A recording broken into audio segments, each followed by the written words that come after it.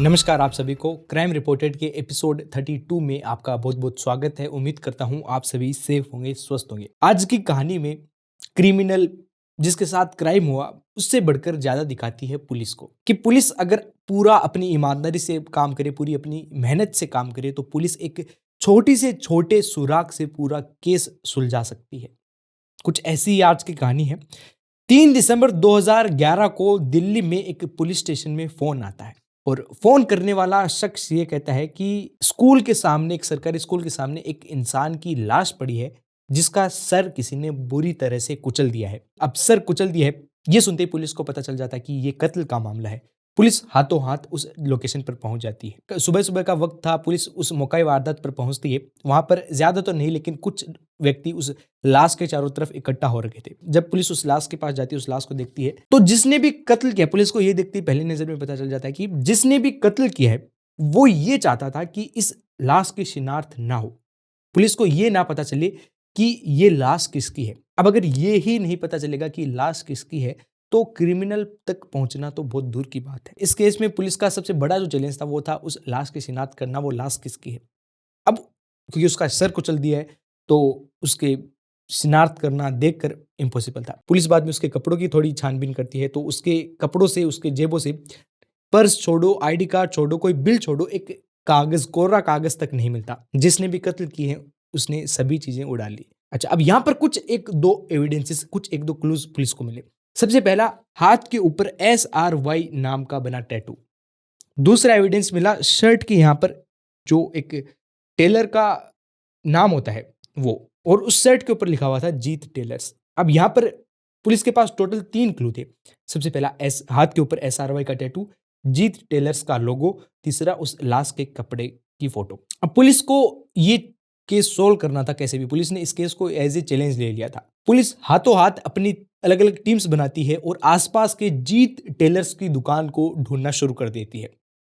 वो दिल्ली में जहां पर लाश मिली थी उसके आसपास खूब खोजते हैं, अलग अलग पुलिस की टीम्स खोजबीन करती हैं, लेकिन जीत टेलर्स नाम की दुकान कहीं नहीं मिलती। तमाम दूसरे टेलर से भी पूछा जाता है लेकिन किसी को जीत टेलर्स की नाम की दुकान के बारे में किसी को नहीं पता। लेकिन पुलिस ने ठान लिया था कि अगर शर्ट के ऊपर जीत टेलर्स नाम का लोगो है, यानी कि ये जीत टेलर्स नाम की दुकान कहीं ना कहीं तो है। दिल्ली के अंदर लाश मिली थी। पुलिस इस दुकान को ढूंढने के लिए हरियाणा का बॉर्डर क्रॉस कर जाती है और वो पहुंच जाती है बहादुरगढ़। पुलिस की और कई सारी टीम्स अब इस केस के लिए एक्टिव थी। पुलिस की एक टीम जब बहादुरगढ़ पहुंचती है तो वहां पर उनको एक सफलता हासिल होती है।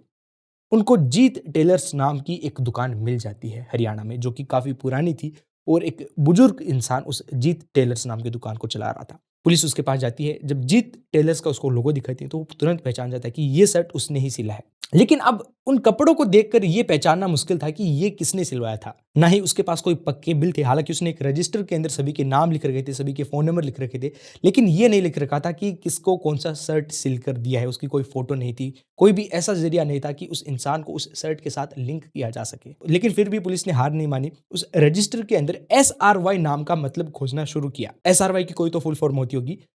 जो भी फुल फॉर्म बनती, वो सभी जो मैच्ड थोड़े बहुत नाम थे उनको देखना शुरू किया। पुलिस ने खूब ढूंढा और खूब ढूंढने के बाद में एक सिया राम नाम सामने आया।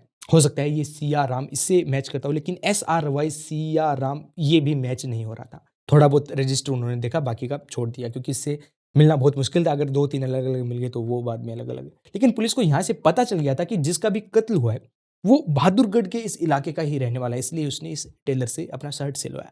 वो आसपास में जितनी भी टीम्स थी वो सारी आ जाती हैं और गली गली, मोहल्ला मोहल्ला जाने लगती हैं। खूब ढूंढते हैं, खूब लोगों से पता करते हैं, लेकिन उस एक टैटू को देखकर, SRY को देखकर, उस शर्ट को देखकर पहचानना बहुत मुश्किल था। काफी नाकामियों का सामना करना पड़ा। और ऐसे ही वो गलियों में से गुजर रहे थे, फिर एक जिप्सी जब एक घर के सामने से गुजरी, उसके अंदर एक ड्राइवर था, एक ऑफिसर बैठा हुआ था। जैसे ही वो उस घर के सामने से गुजरी, थोड़ी आगे गई, उस ऑफिसर ने कहा कि गाड़ी रोको और पीछे लो। वो गाड़ी पीछे लेते हैं, गाड़ी से नीचे उतरते हैं और सामने एक घर था। उस घर के ऊपर बड़ा बड़ा लिखा हुआ था सिया राम यादव। सिया राम यादव, SRY का मीनिंग यहाँ पर मैच हो रहा था।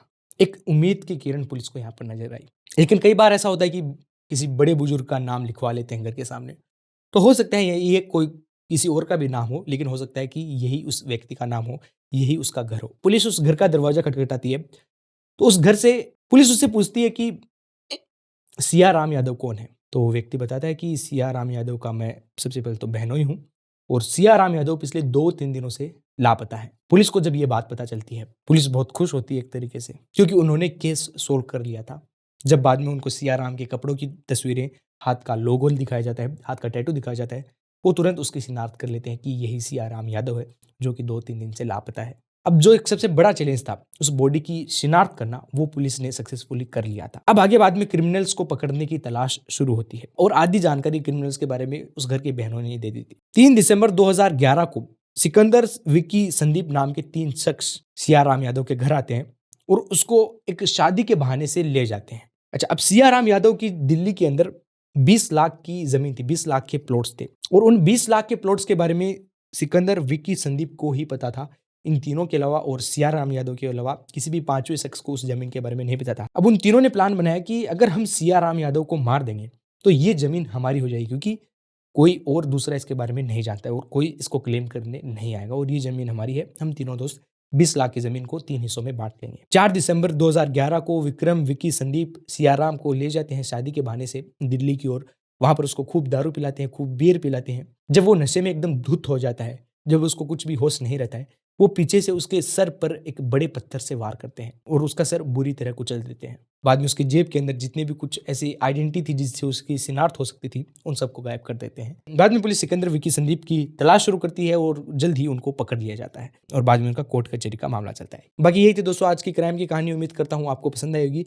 अगर अच्छी लगी कहानी, वीडियो को जरूर लाइक करना और ऐसी और भी कहानियां सुनने के लिए अपने चैनल को जरूर सब्सक्राइब करना। मैं मिलता हूँ आपसे कल अगली कहानी के साथ। तब तक के लिए जय हिंद, जय भारत।